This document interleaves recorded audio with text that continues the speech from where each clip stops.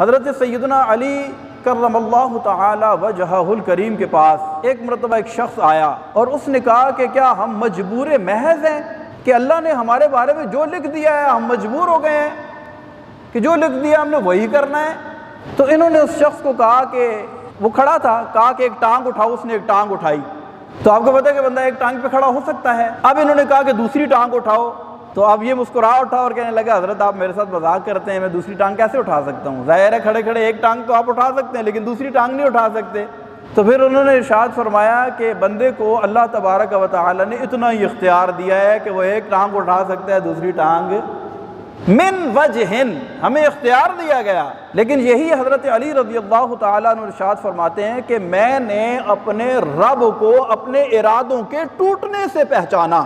بڑے ہی جامع قول ہے یہ، یعنی ایک چیز کا میں پکا ارادہ کرتا ہوں کہ یہ میں کر گزروں گا، لیکن ایک ناگہانی رکاوٹ اس کے سامنے آ کر کھڑی ہو جاتی ہے اور میں وہ نہیں کر پاتا۔ اس سے پتہ چلتا ہے کہ ایک طاقت ہے جو مجھ سے بڑی ہے اور وہ اس بات پر قادر ہے کہ مجھے میرے ارادے میں کامیاب نہ ہونے دے۔